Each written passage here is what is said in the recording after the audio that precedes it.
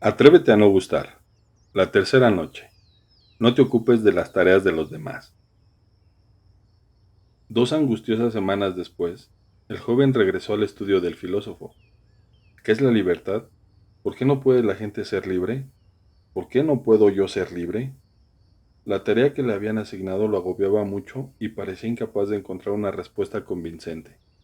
Cuanto más pensaba acerca de ello, más se daba cuenta de su falta de libertad. Niega el deseo de reconocimiento. Dijiste que hoy hablaríamos de la libertad. Ya. ¿Has tenido tiempo de reflexionar sobre qué es la libertad? Sí, lo cierto es que le he dado muchas vueltas. ¿Y has podido llegar a alguna conclusión? Bueno, no he podido encontrar ninguna respuesta, pero he encontrado otra cosa. No es idea mía, sino que es una frase con la que me topé en la biblioteca, leyendo una novela de Dostoyevsky. El dinero es libertad acuñada. ¿Qué te parece? Libertad acuñada. Es un término muy original. En serio me encantó encontrar esta frase que va directa al corazón de eso que llamamos dinero. Ya veo. Sí, si hablamos en un sentido muy amplio de la verdadera naturaleza de lo que se puede conseguir con dinero, podríamos decir que es libertad. Es una observación muy sagaz, cierto, pero ¿llegarías a afirmar que, por lo tanto, la libertad es dinero? Es justo lo que dices. Es muy probable que el dinero pueda dar cierta libertad, y estoy seguro de que la libertad es mucho más de lo que imaginamos. Pero en realidad todas las necesidades cotidianas se resuelven mediante transacciones económicas.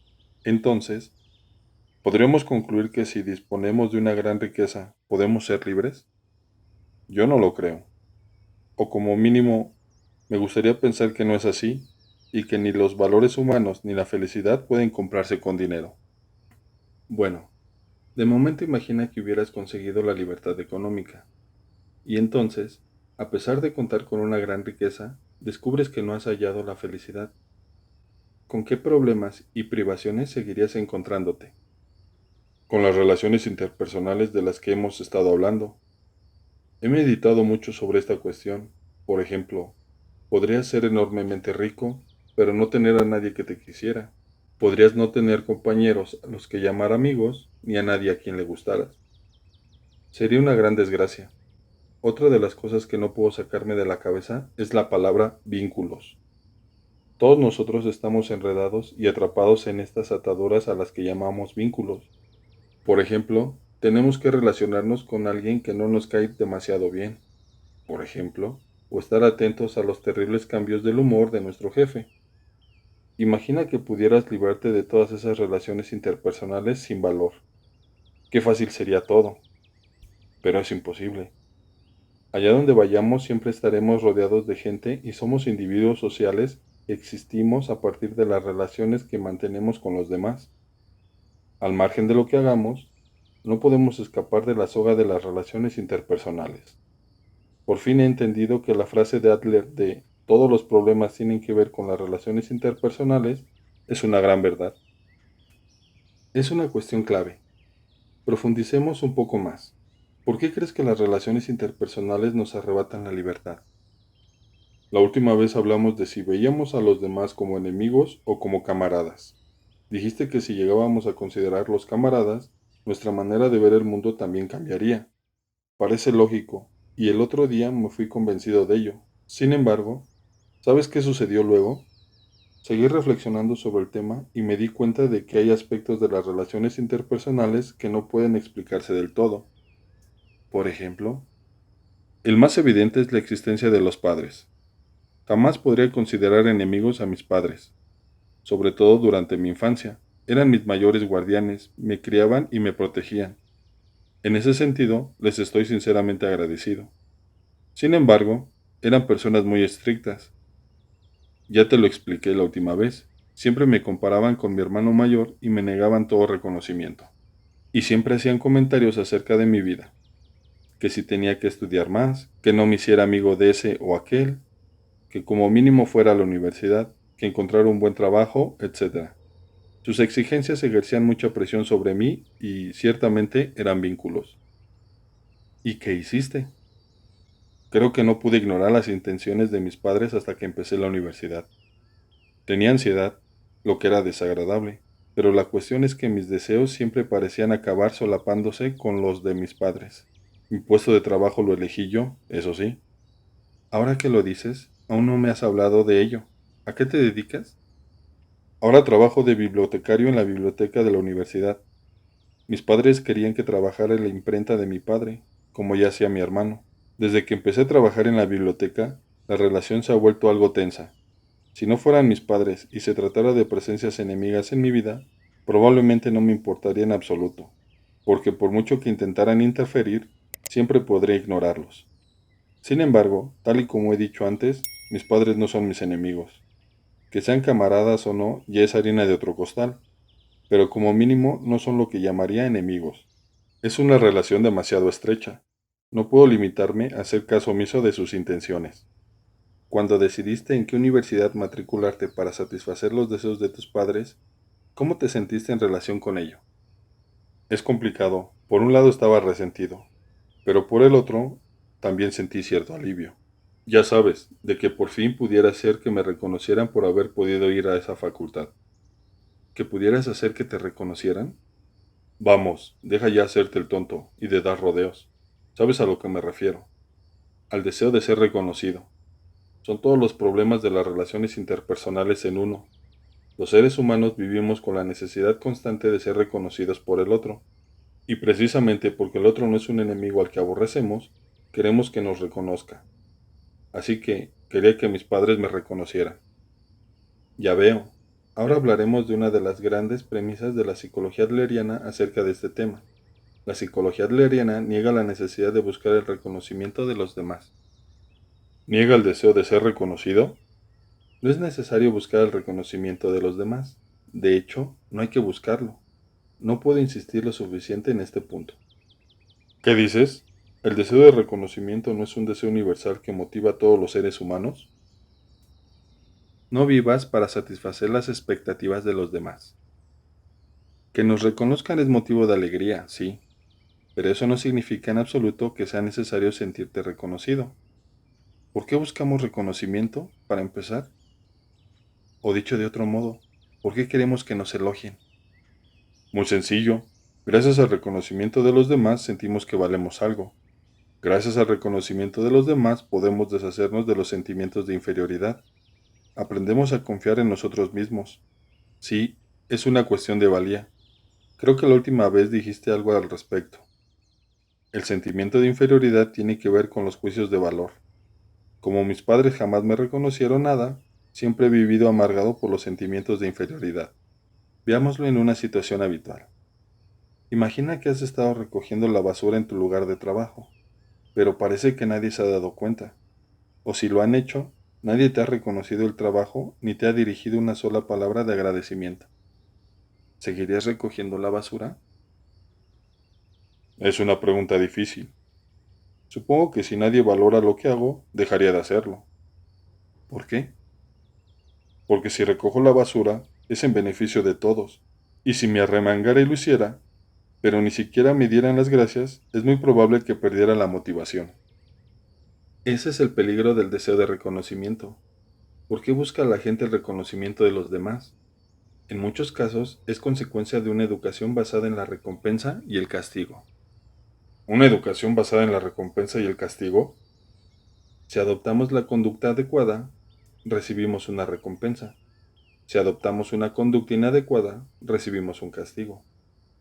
Adler fue muy crítico con la educación basada en la recompensa y el castigo porque lleva a desarrollar estilos de vida erróneos en los que uno piensa que, si nadie va a elogiarme, no emprenderé la acción adecuada. Y si nadie va a castigarme, emprenderé la acción inadecuada. Cuando empiezas a recoger la basura, lo haces con el propósito de que te den las gracias. Y si nadie lo hace, o bien te enojarás, o bien decidirás que no volverás a hacerlo. Es obvio que algo no va bien en esta situación. No, ojalá no trivializaras las cosas. No estoy hablando de crianzas o educación. Desear que las personas a las que aprecias te reconozcan o que las personas próximas a ti te acepten es normal. Estás muy equivocado. Mira, no vivimos para satisfacer las expectativas de los demás. ¿Qué quieres decir? que ni tú ni yo vivimos para satisfacer las expectativas ajenas. No tenemos por qué satisfacer las necesidades de los demás. Menudo argumento más egoísta. ¿Quieres decir que solo debemos pensar y vivir para nosotros mismos? En las enseñanzas del judaísmo encontraremos una postura que dice algo así. Si no vives tu vida para ti mismo, ¿quién la vivirá por ti? La única vida que vives es la tuya. Cuando se trata de pensar en para quién vives, es obvio que vives para ti. Y si no la vives para ti mismo, ¿quién podría hacerlo por ti? En última instancia, vivimos pensando en el yo. No hay motivo alguno por el que no deba ser así. Así que, al final, resultará que sí estás emponzoñado por el veneno del nihilismo. Dices que en última instancia vivimos pensando en el yo, ¿y eso está bien? Menudos valores de pacotilla. No es nihilismo en absoluto, al revés. Cuando buscamos el reconocimiento de los demás y nos preocupamos únicamente de la opinión que los demás tienen de nosotros, acabamos viviendo la vida de otros. ¿Qué significa eso? Cuando deseamos tan intensamente que nos reconozcan, vivimos para satisfacer las expectativas de otros, que quieren que seamos una persona así. En otras palabras, dejamos a un lado quiénes somos en realidad y vivimos las vidas de otros. Y recuerda esto, tú no vives para satisfacer las expectativas de los demás, y los demás tampoco viven para satisfacer las tuyas. Es posible que alguien no actúe como desearía, pero eso no significa que debas enfadarte. Es normal que sea así. Pues yo creo que no lo es. Lo que dices pone patas arriba los cimientos de la sociedad. Tenemos el deseo de ser reconocidos, pero para poder recibir ese reconocimiento por parte de los demás, antes tenemos que reconocerlos nosotros a ellos. Cuando reconocemos a otras personas y a otros sistemas de valores, nos vemos reconocidos. Nuestra sociedad se asienta sobre esta relación de reconocimiento recíproco. Tu argumento es una aberración muy peligrosa, que puede llevar al aislamiento y al conflicto. Es una manera diabólica de generar desconfianza y dudas innecesariamente. Qué vocabulario tan interesante. No hace falta que levantes la voz. Pensémoslo juntos. Si no recibimos el reconocimiento del otro, sufrimos. Si no recibimos el reconocimiento de los demás y de nuestros padres, no tenemos seguridad de nosotros mismos. ¿Cómo puede ser saludable vivir así? Podríamos pensar que Dios me vigila, así que acumularé buenas acciones. Sin embargo, esta postura y la actitud nihilista de que Dios no existe, así que todas las malas acciones están permitidas, son las dos caras de una misma moneda. Incluso suponiendo que Dios no exista y que por lo tanto no podamos obtener su reconocimiento, tendremos que vivir igualmente. Si lo piensas, tenemos que negar el reconocimiento de los demás para poder superar el nihilismo de un mundo sin Dios. No sé a qué viene hablar de Dios ahora. Piensa de un modo más directo y sencillo acerca de la mentalidad de personas reales y normales. ¿Qué me dices del deseo de reconocimiento social, por ejemplo? ¿Por qué queremos ascender por la escalera corporativa? ¿Por qué buscamos estatus y fama? Es por el deseo de que la sociedad nos reconozca como a personas importantes. Es por el deseo de reconocimiento. Entonces, una vez que has obtenido ese reconocimiento, ¿dirías que has encontrado la felicidad? ¿Las personas que han consolidado su estatus social son verdaderamente felices? No, pero eso... Cuando intentas seguir el reconocimiento de los demás, casi todos consideran que satisfacer las expectativas ajenas es un medio para un fin. Y eso va en línea con la corriente de pensamiento de la educación basada en la recompensa y el castigo, que afirma que si hacemos lo correcto, seremos elogiados. Si, por ejemplo, el objetivo principal de tu trabajo es satisfacer las expectativas de los demás, acabará siendo muy duro para ti, porque estarás permanentemente preocupado por si los demás te observan, temerás sus opiniones y reprimirás tu identidad. Quizá te sorprenda, pero casi ninguno de los clientes que acuden a mí son personas egoístas. Por el contrario, sufren porque intentan satisfacer las expectativas de otros, de sus padres, de sus profesores. Así que, siendo positivo, no pueden ser egoístas. Entonces, ¿estás diciendo que tendría que ser egoísta? No seas desconsiderado con los demás. Para entenderlo, debes conocer el concepto de separación de tareas de la psicología adleriana. ¿Separación de tareas? Eso es nuevo. Explícamelo. La irritación del joven había llegado a su máximo. ¿Negar el deseo de reconocimiento? ¿No satisfacer las expectativas de los demás? ¿Pensar más en uno mismo? ¿Qué diantres pretendía ese filósofo? ¿Acaso el deseo de reconocimiento no es la mayor motivación para que las personas colaboren y construyan la sociedad? El joven se preguntó. ¿Y si eso de la separación de tareas no me convence? Ya nunca podré aceptar a este hombre, ni a Adler, por supuesto. ¿Cómo separar las tareas? Imagina un niño al que le cuesta estudiar. No presta atención en clases, no hace los deberes e incluso se deja los libros en la escuela. ¿Qué harías tú si fueras su padre? Bueno, evidentemente intentaría hacer todo lo posible para que se aplicara.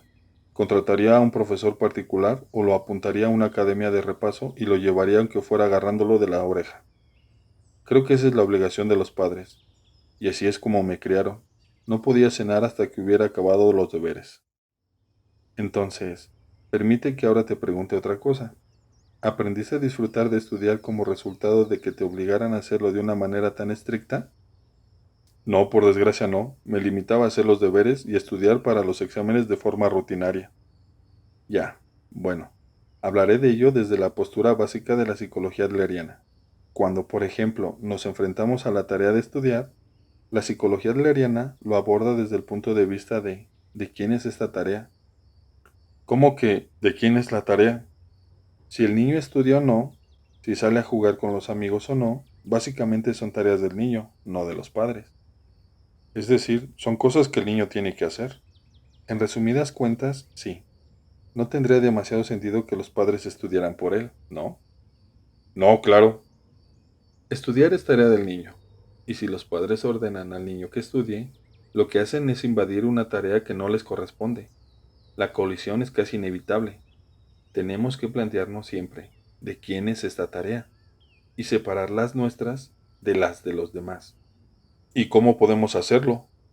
No invadiendo las tareas de los demás, y punto. ¿Y ya está?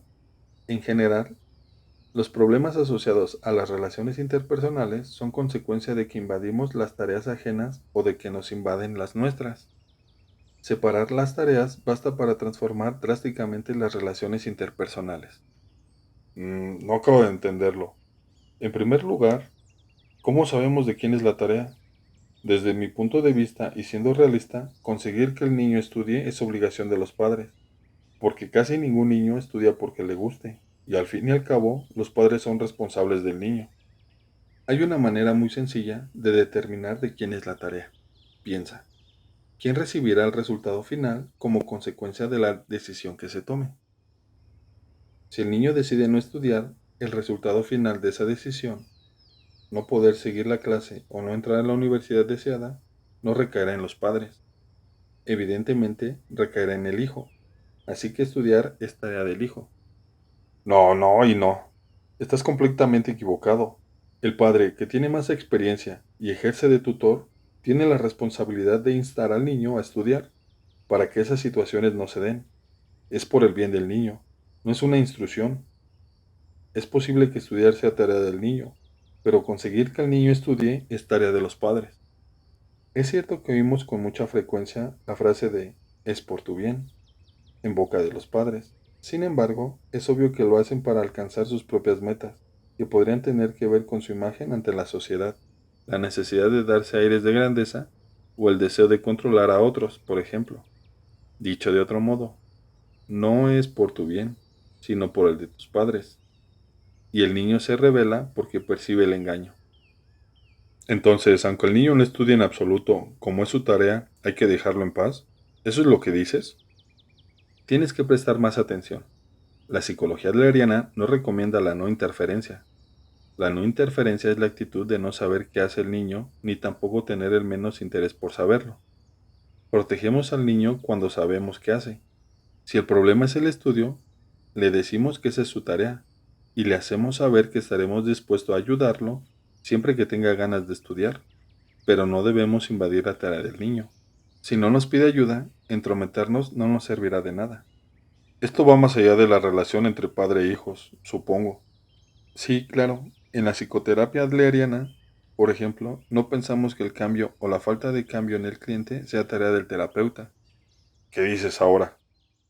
¿Qué decisiones toma el cliente como resultado de la terapia? ¿Cambiar o no su estilo de vida? Esa tarea corresponde al cliente y el terapeuta no puede intervenir. Es una actitud irresponsable y no puedo aceptarla. Evidentemente, se le ofrece toda la ayuda posible, pero traspasado este punto, no se interviene, tal y como dice el dicho. Puedes llevar al caballo hasta el agua, pero no puedes obligarlo a beber. Piensa que la psicoterapia y los otros tipos de ayuda que puede ofrecer la psicología adleriana parten de esta actitud. Obligar a alguien a cambiar sin hacer caso de sus intenciones solo puede generar una reacción intensa. ¿El terapeuta no cambia la vida del cliente? Tú eres el único que puede cambiarte. No te ocupes de las tareas de los demás. Entonces, ¿qué pasa con las personas que se encierran en casa? Con las personas como mi amigo, quiero decir. Incluso en un caso así, hablarías de separación de tareas, de no intervenir y de que no tiene nada que ver con los padres. ¿Puede salir de la situación de encierro o no? ¿O de qué otro modo podría salir? En principio, se trata de una tarea que la persona ha de resolver por sí misma. Los padres no deberían intervenir. Sin embargo, como tampoco son completos desconocidos, es probable que tengan que prestar cierta ayuda. En este caso, lo más importante es si el hijo siente que puede hablar francamente con sus padres cuando se encuentra ante un dilema y si han construido una relación de confianza lo suficientemente sólida de forma regular. Imagina que se tratara de tu hijo. ¿Qué harías si se encerrara en la habitación y no saliera? Por favor, responde como padre, no como filósofo. Primero pensaría que esta tarea le corresponde a él. Evitaría intervenir en la situación de encierro y me esforzaría por no prestarle demasiada atención. Entonces le enviaría un mensaje diciendo que estoy dispuesto a ayudarlo siempre que lo necesite. De este modo, mi hijo percibiría un cambio en mi actitud y no le quedaría otro remedio que aceptar la tarea que le corresponde, pensar en qué hacer. Probablemente pediría ayuda para algunas cosas e intentara resolver otras por sí solo. ¿Crees de verdad que podrías comportarte de una manera tan quirúrgica si fuera tu propio hijo el que no saliera de su habitación? Un padre que sufre debido a la relación con su hijo o hija tiende a pensar, mi hijo es mi vida, es decir, asume la tarea del hijo como propia y ya no puede pensar en nada que no sea el hijo. Cuando por fin se da cuenta de ello, el yo ya ha desaparecido de su vida. Sin embargo, por mucha carga de la tarea del hijo que asuma el padre, el primero sigue siendo un individuo autónomo. Los hijos no se convierten en lo que los padres desean que se conviertan. Cuando eligen universidad, empleo o pareja, e incluso cuando se trata de las sutilezas de la conducta y de las palabras cotidianas, no actúan para satisfacer los deseos de sus padres.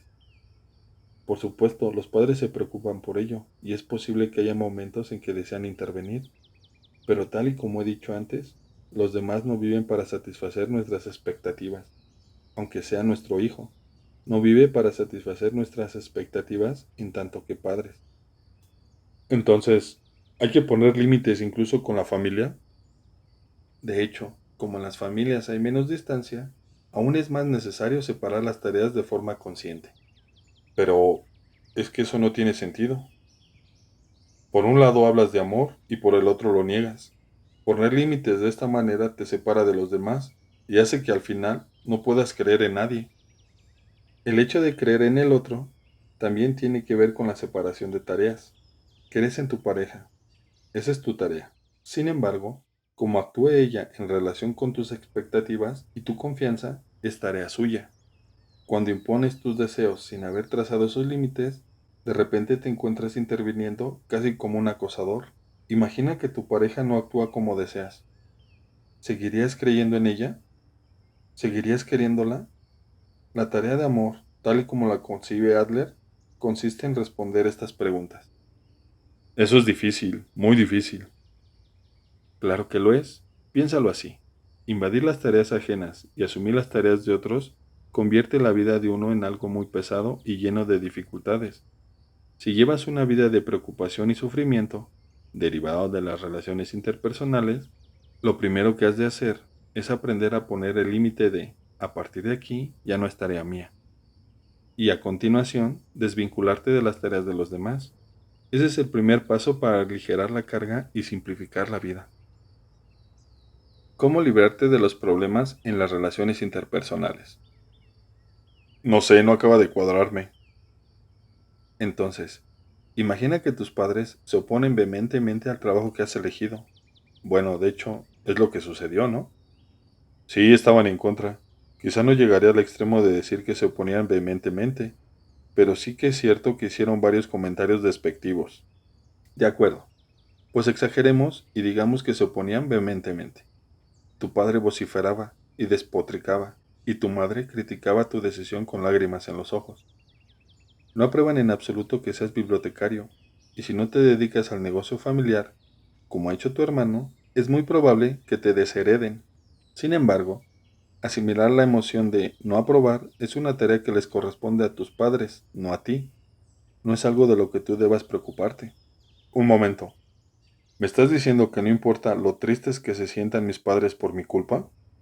Exacto, no importa. Estarás de broma. ¿Qué tipo de filosofía recomienda la conducta descastada? Lo único que puedes hacer con respecto a tu propia vida es elegir el camino que creas mejor. Luego está la opinión que los demás puedan tener acerca de tu elección, pero esa tarea les corresponde a ellos y no es algo que tú puedas resolver. Lo que otra persona pueda pensar de mí, si le gusto o le caigo mal, es su tarea, no mi tarea. ¿Es eso? Sí, en eso consiste la separación de tareas. Te preocupa que los demás te miren, te preocupa que los demás te juzguen.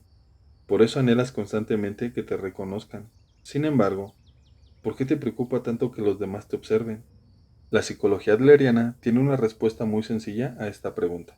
Aún no has separado tus tareas. Asumes como propias tareas que corresponden a otros. Recuerda la palabra de la abuela. Tu aspecto solo te preocupa a ti.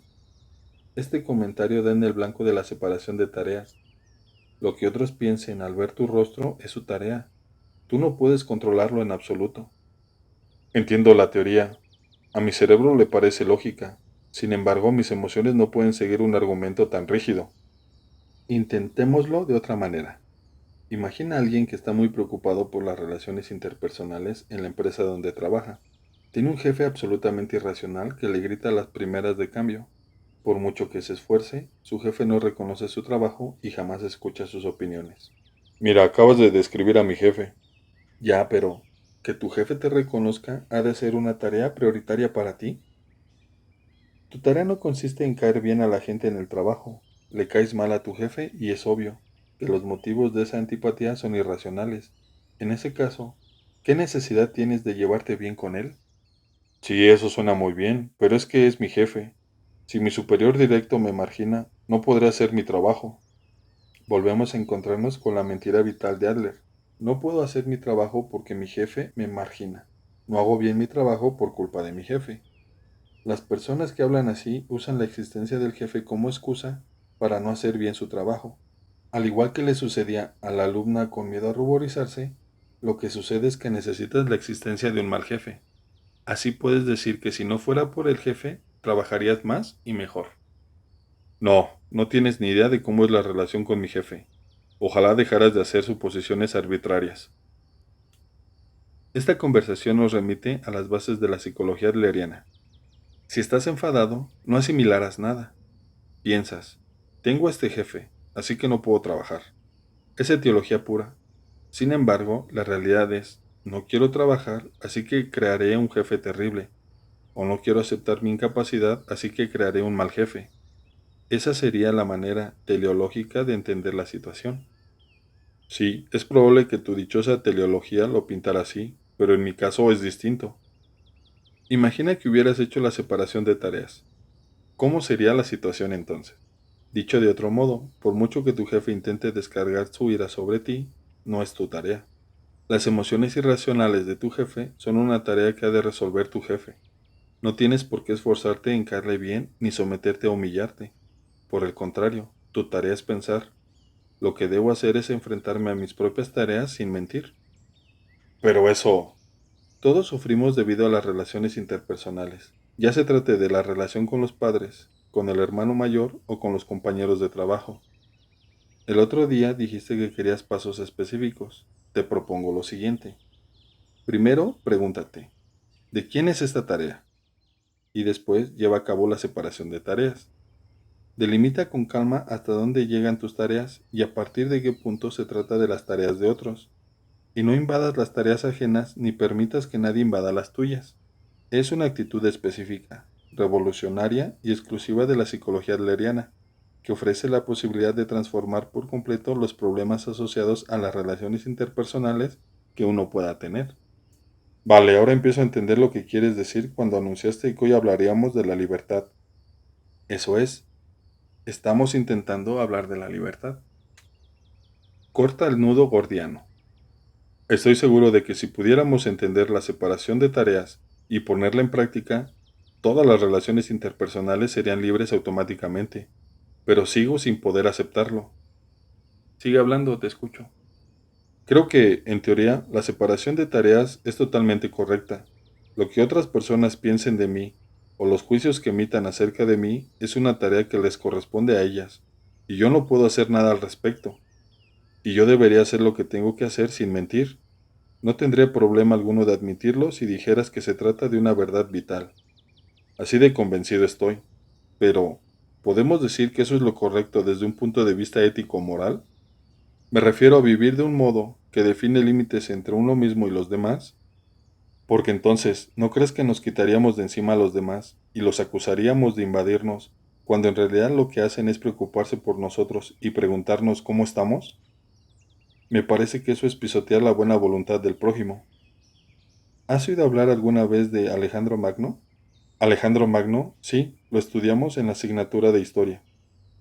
Fue un rey macedonio que vivió en el siglo IV antes de Jesucristo. Durante su avance sobre el reino persa de Lidia, le hablaron de un carro consagrado en la Acrópolis. Gorrias, el rey anterior, lo había atado firmemente a una columna del templo, y la leyenda decía que aquel que consiga deshacer el nudo conquistará toda Asia. Se trataba de un nudo tan complicado que nadie había conseguido desatarlo, a pesar de que habían sido muchos los hombres que lo habían intentado, convencidos de su habilidad para ello. ¿Qué crees que hizo Alejandro Magno cuando se enfrentó al nudo? ¿No se supone que deshizo el nudo con facilidad y que entonces conquistó toda Asia? No, no fue eso lo que pasó.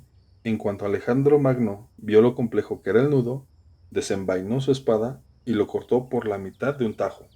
¡Caramba! Se dice que entonces afirmó que no es la leyenda la que determina el destino, sino el filo de la propia espada. No le importaba en absoluto lo que dijera la leyenda, iba a forjar su propio destino con su espada. Y como sabes, se convirtió en el gran conquistador de todos los territorios que ahora componen Oriente Medio y Asia Occidental. Esta célebre anécdota recibe el nombre de nudo gordiano, es decir, no podemos deshacer los nudos más complicados, los vínculos de las relaciones interpersonales, usando métodos convencionales, sino que debemos partirlos por la mitad con un enfoque completamente nuevo. Cada vez que explico la separación de tareas me acuerdo del nudo gordiano. No es que quiera llevarte la contraria, pero no todos podemos ser Alejandro Magno. No es precisamente el hecho de que nadie más fuera capaz de cortar el nudo lo que ha permitido que la anécdota que lo narra, como un actor heroico, haya llegado hasta nuestros días. Lo mismo sucede con la separación de tareas. Aunque sepamos que podemos atravesar algo con la espada, puede resultarnos muy difícil.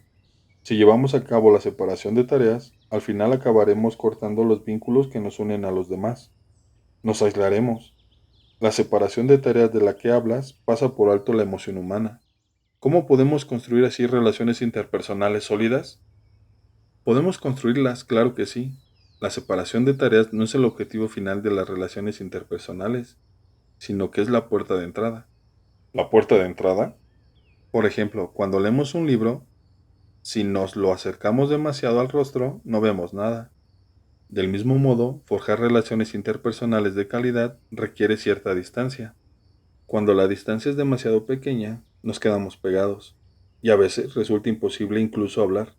Sin embargo, la distancia tampoco ha de ser excesiva.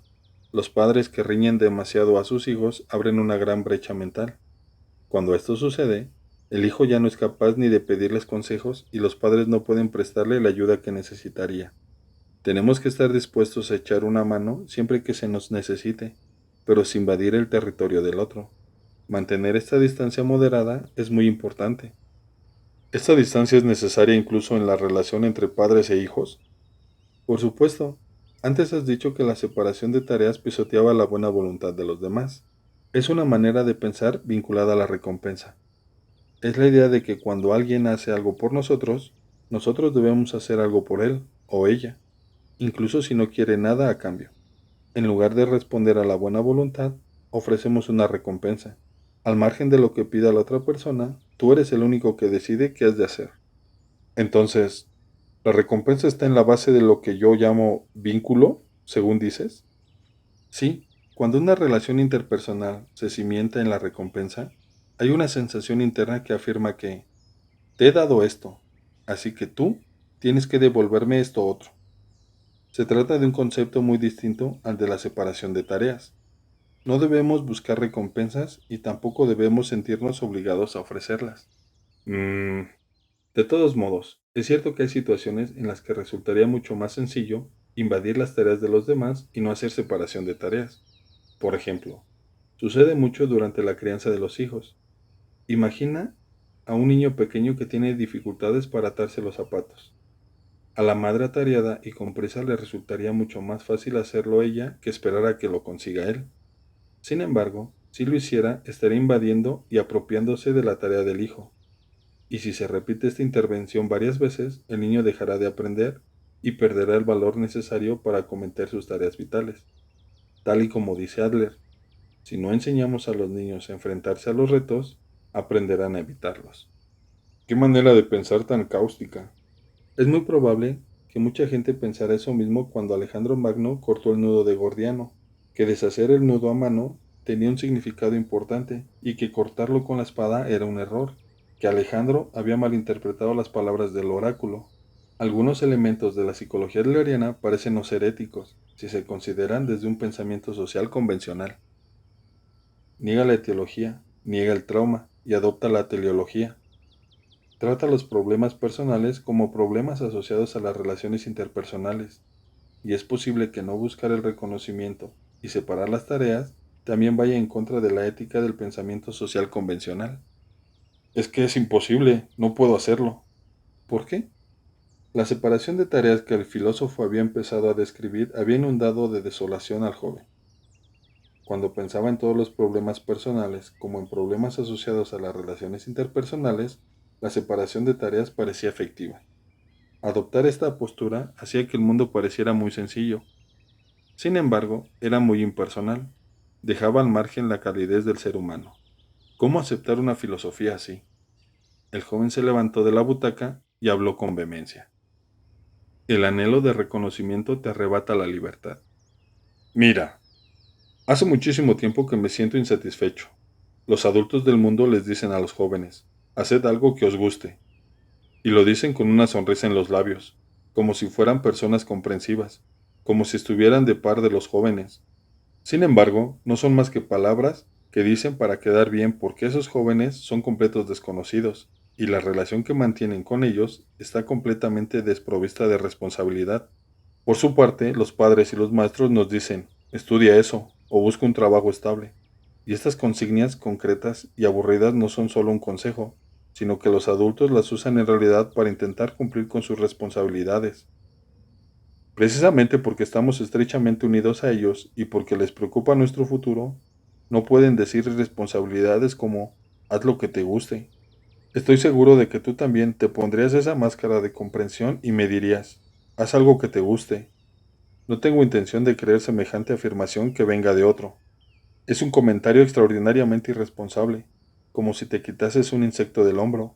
Y si el mundo aplastara a ese insecto dirías, ah, esa tarea no me corresponde a mí, y te alejarías sin más. Al cuerno con la separación de tareas, monstruo.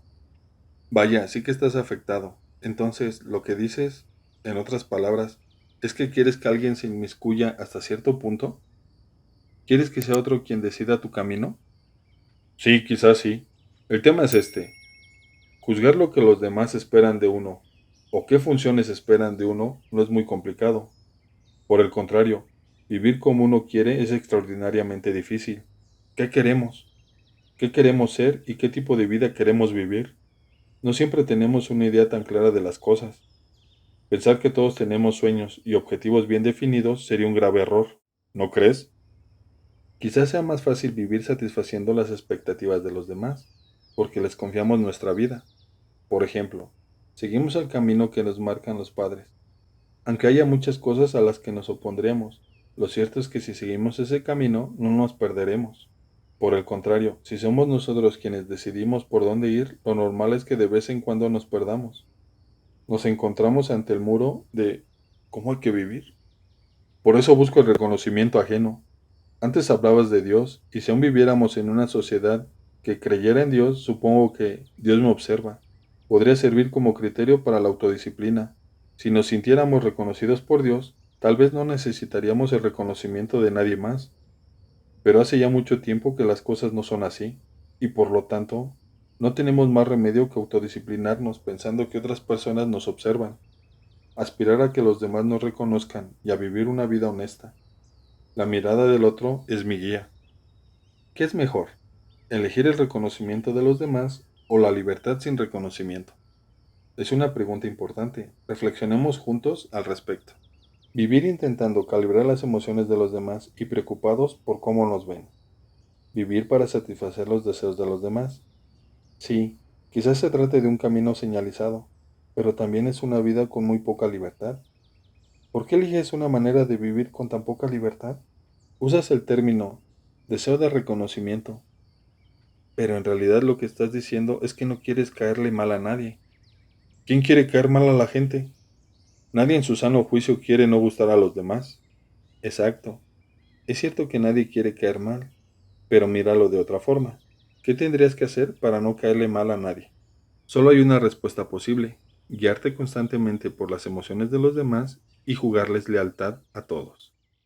Si hubiera 10 personas, tendrías que jurar lealtad a las 10. Si lo hicieras, de momento habrías conseguido no caerle mal a ninguna. Pero en este punto te enfrentas a una gran contradicción. Habrás jurado lealtad a las 10 personas porque tienes el objetivo de no caer mal a ninguna de ellas. Es como el político que recurre al populismo y empieza a hacer promesas imposibles de cumplir y aceptar responsabilidades que lo superan. Irremediablemente, las mentiras saldrán a la luz antes de que pase mucho tiempo. Dejarán de confiar en él y empezarán a sufrir. Y por supuesto, el estrés de mentir continuamente tiene todo tipo de consecuencias. Entiéndelo.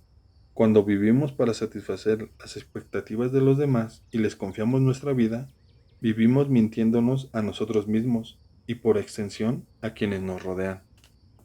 Así que deberíamos ser egocéntricos y vivir como nos dé la gana. La separación de tareas no es un acto de egocentrismo. Por el contrario, invadir las tareas ajenas sí que es una forma de pensar fundamentalmente egocéntrica. Los padres obligan a los hijos a estudiar e interfieren en las decisiones que toman respecto a su vida y a sus relaciones de pareja. Eso es una manera de pensar egocéntrica. Entonces, ¿los hijos pueden hacer caso omiso de las expectativas de los padres y vivir como mejor les parezca? No hay motivo alguno por el que todos no podamos vivir como mejor nos parezca. Ahora resulta que, además de nihilista, eres anarquista y hedonista. Ya no me sorprende nada. Creo que de un momento a otro me va a dar la risa. Cuando un adulto que ha elegido vivir sin libertad ve que un joven vive libremente en el aquí y ahora, lo critica y lo califica de hedonista. Por supuesto, es una mentira vital necesaria para que el adulto pueda aceptar la ausencia de libertad en su propia vida. Un adulto que haya elegido la verdadera libertad para sí mismo no haría comentarios de ese tipo. Por el contrario, se regocijaría ante la voluntad de vivir del joven. Vale, entonces mantienes que la libertad es la clave. Déjate de rodeos. Has usado mucho la palabra libertad, pero ¿qué significa la libertad para ti? ¿Cómo podemos ser libres? ¿Qué es la verdadera libertad? Antes has reconocido que no quieres caerle mal a nadie, y has afirmado que nadie en su sano juicio quiere no gustarle a los demás. Sí, pues bien, yo pienso lo mismo. No tengo el menor deseo de no gustar a la gente, y diría que nadie en su sano juicio quiere no gustar a los demás. Es una gran verdad. Es un deseo universal. Y sin embargo, y a pesar de todos nuestros esfuerzos, hay personas a quienes no gusto y personas a quienes no gustas tú. Eso también es una gran verdad. Cuando le caes mal a alguien o tienes la sensación de que caes mal, ¿cómo te sientes? Muy mal, así de simple. Empiezo a preguntarme por qué y qué puedo haber dicho o hecho para ofender al otro. Pienso que debería haberme comportado de otra manera y le doy vueltas y vueltas hasta que me recome el sentimiento de culpa. No querer caer mal a los demás es un deseo y un impulso absolutamente normal en el ser humano. Kant, el gigante de la filosofía moderna, llama inclinación a este tipo de deseo. ¿Inclinación? Sí, son los deseos instintivos, los deseos impulsivos. Pero si alguien dijera que la libertad es como una piedra que rodara ladera abajo, permitiendo que esas inclinaciones, o deseos o impulsos, la llevaran ahí donde quisieran, se equivocaría. Vivir así es ser esclavo de los deseos y de los impulsos. La verdadera libertad es una actitud parecida a empujarse desde abajo durante la caída. ¿Empujarse desde abajo? Una piedra no puede hacer nada. Una vez que haya empezado a rodar ladera abajo, seguirá rodando hasta que las leyes naturales de la gravedad y de la inercia la liberen. Nosotros no somos piedras, somos seres capaces de resistir la inclinación. Podemos frenar la caída y ascender por la ladera. Es muy probable que el deseo de reconocimiento sea un deseo natural. ¿Piensas seguir rodando ladera abajo para conseguir el reconocimiento de los demás? ¿Te desgastarás como un canto, rodando hasta que toda superficie se haya alisado? Cuando no quede de ti más que un disco redondo, ¿será ese tu verdadero yo? Imposible. Entonces, ¿la libertad consiste en resistirse a los instintos y a los impulsos? Tal y como he dicho varias veces, la psicología adleriana entiende que todos los problemas tienen que ver con las relaciones interpersonales. Así que buscamos alejarnos de las relaciones interpersonales, librarnos de ellas. Sin embargo, vivir solos en el universo es absolutamente imposible. Después de todo lo que hemos hablado, la respuesta a la pregunta de ¿qué es la libertad? Debería ser evidente. ¿Ah, sí? Sí, la libertad es no gustar a los demás. ¿Cómo? ¿Qué has dicho? Que la libertad es caer mal. Eso demuestra que ejerces tu libertad y vives libremente. Es una señal de que vives según tus propios principios. No gustar a los demás es estresante, es cierto. De ser posible, nos gustaría vivir sin caerle mal a nadie. Queremos satisfacer el deseo de reconocimiento. Sin embargo, vivir orientados a no caerle mal a nadie es una manera de vivir extraordinariamente carente de libertad, además de imposible. Ejercer la libertad personal tiene un coste, y el coste de la libertad en términos de relaciones interpersonales es no gustar a los demás. No, te equivocas. A eso no se le puede llamar libertad. Eso de persuadir a alguien para que sea un inmoral es una forma de pensar espantosa. Es posible que hasta ahora hayas pensado en la libertad como en una desvinculación de las organizaciones, y que creas que la libertad es irte de casa o abandonar la escuela, el trabajo o el país. Sin embargo, si por ejemplo te desvincularas de tu organización, no podrías alcanzar la verdadera libertad. A no ser que no nos importen en absoluto los juicios de los demás, no tengamos miedo a no gustar y estemos dispuestos a pagar el coste de no ser reconocidos jamás, nunca podremos vivir nuestra propia vida. Es decir, no podremos ser libres. ¿He de caer mal a la gente? ¿Eso es lo que intentas decirme? Lo que estoy diciendo es que dejes de tener miedo a no gustar. Pero eso es...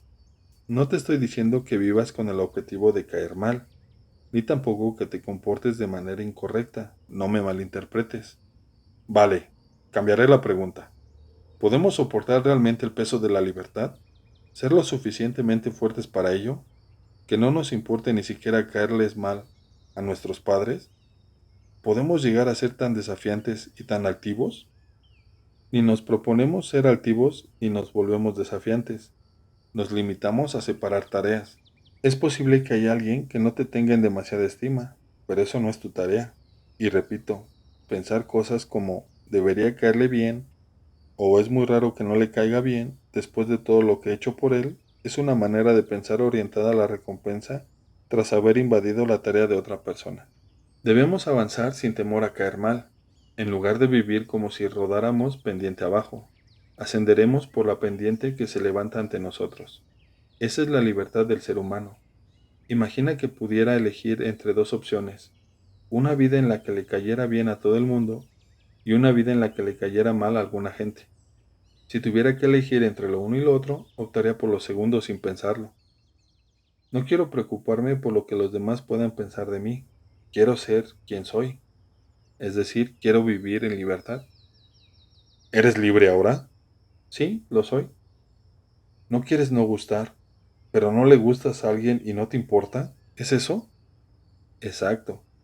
Probablemente no querer caer mal es mi tarea, pero caerle bien o mal a alguien es tarea del otro. Incluso si hay alguien a quien le resulto antipático, no puedo hacer nada al respecto. Retomando el dicho que he mencionado antes, es natural que hagamos el esfuerzo de llevar al caballo hasta el agua, pero que el caballo beba o no es su tarea. Menuda conclusión. Atreverse a ser feliz incluye atreverse a no gustar. Una vez que has reunido ese valor, tus relaciones interpersonales se transformarán inmediatamente y te liberarán de toda carga. Tienes en tus manos la clave de las relaciones interpersonales. Bueno, ¿quién me iba a decir a mí que vendría a ver a un filósofo para que me dijera que tengo que caer mal a los demás? Sé que es algo muy difícil de digerir, es probable que necesites algo de tiempo para rumiarlo y asimilarlo, así que creo que, de momento, ya hemos hablado suficiente del tema. Me gustaría hablarte ahora de una última cosa, de una cuestión personal que tiene que ver con la separación de tareas, y lo dejaremos por hoy. De acuerdo. También tiene que ver con la relación con mis padres. La relación con mi padre siempre fue turbulenta, incluso de niño. Mi madre falleció cuando yo tenía 20 y pocos años, y sin que jamás hubiéramos mantenido una conversación significativa. A partir de entonces, la relación con mi padre se complicó aún más, hasta que me topé con la psicología adleriana y empecé a asimilar las ideas de Adler. ¿A qué se debía la mala relación con tu padre? Guardo en la memoria una imagen de una vez que me pegó. No recuerdo qué hice para merecerlo. Solo recuerdo que me escondí debajo de una mesa para intentar escapar, pero me sacó a rastras y me pegó con fuerza, y no una, sino varias veces. ¿Ese miedo se convirtió en un trauma? Creo que lo entendí así hasta que conocí la psicología adleriana. Mi padre era una persona malhumorada y taciturna.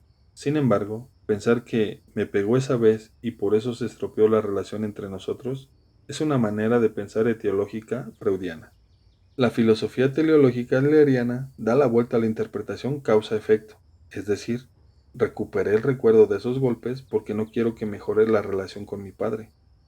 Entonces, tenías el objetivo previo de no querer que la relación con tu padre mejorara y de no arreglar la situación entre vosotros. Exacto. Me resultaba más cómodo no reparar la relación con mi padre. Ya me iba bien tener un padre así, porque me servía de excusa para explicar por qué mi vida no iba demasiado bien. Para mí, eso era una virtud. Además, estaba también el hecho de poder vengarme de un padre despótico. Eso es justo lo que te quería preguntar. Aunque la causa y el efecto se invirtieran, es decir, si en tu caso pudieras analizarte a ti mismo y pensar, no tengo una mala relación con mi padre porque me pegara, sino que he recuperado ese recuerdo porque no quiero que mejore la relación con él. ¿En qué cambiaré eso las cosas? No cambiaré el hecho de que te pegó cuando eras un niño. Podríamos verlo como que tengo en mi mano la clave de la relación interpersonal. Mientras use la teología para pensar que la relación con mi padre es mala porque me pegó, no podré hacer nada al respecto. Por el contrario, si puedo pensar que he recordado que me pegó porque no quiero que la relación con mi padre mejore, tendré en mi mano la clave para reparar la relación. Si puedo cambiar el objetivo, se arreglará todo. ¿De verdad se arreglará todo así? Por supuesto. Me pregunto si de verdad lo sientes así en el fondo. Puedo entender la teoría, pero la emoción no acaba de encajarme. Es por la separación de tareas. Es cierto que mi padre y yo tuvimos una relación complicada. Era una persona muy obstinada y nunca pensé que sus sentimientos pudieran cambiar. Además, es muy probable que incluso se hubiera olvidado de que me pegó. Sin embargo, cuando decidí reparar la situación, dejó de importarme el estilo de vida de mi padre, lo que pensara de mí o la actitud que pudiera adoptar acerca de mi decisión. Nada de eso importaba, aunque él no hubiera tenido la menor intención de arreglar las cosas. No me habría importado. La cuestión era si yo decidía hacerlo o no. Tenía en mis manos la clave de la relación interpersonal. ¿Tenías en todo momento en tus manos la clave de la relación interpersonal? Sí, la mayoría de las personas creen que es el otro quien la tiene. Por eso se preguntan, ¿qué siente esa persona por mí? Y acaban viviendo para satisfacer los deseos de los demás. Sin embargo, si pudieran llevar a cabo la separación de tareas, se darían cuenta de que son ellas quienes tienen la clave. Es otra manera de pensar. Entonces, como tú cambiaste, tu padre cambió también. Yo no cambié para que mi padre cambiara. Ese es un concepto erróneo que implica manipular al otro. Por mucho que yo cambie, solo cambio yo. Ignoro qué le sucederá a la otra persona en consecuencia y tampoco es algo en lo que yo pueda influir. Aquí también interviene la separación de tareas. Claro que hay veces en que la otra persona cambia en tándem conmigo, pero no debido a mi cambio. De hecho, en muchos casos el otro no tiene más remedio que cambiar, pero el objetivo no es ese, y también es posible que el otro no cambie en absoluto.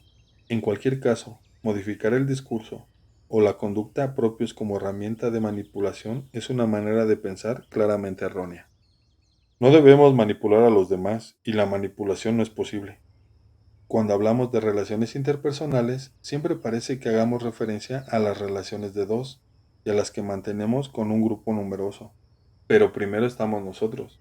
Cuando el deseo de reconocimiento nos atenaza, la clave de la relación interpersonal está siempre en manos del otro. ¿Confiamos la clave de nuestra vida a otros o la retenemos nosotros?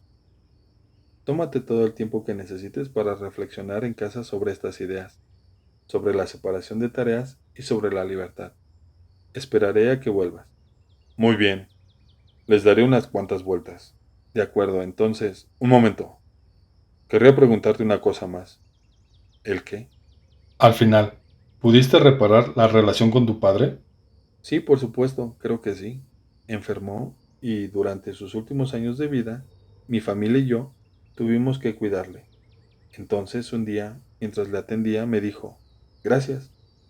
Hasta entonces no supe que el vocabulario de mi padre incluía esa palabra. Me quedé muy sorprendido y me sentí agradecido por todos los días que habían pasado. Durante los largos años en que lo cuidé, intenté hacer todo lo que pude, es decir, me esforcé en llevar a mi padre hasta el agua. Y al final bebió. Creo que bebió. Muchas gracias. Volveré a la misma hora. He disfrutado de la conversación. Gracias a ti también.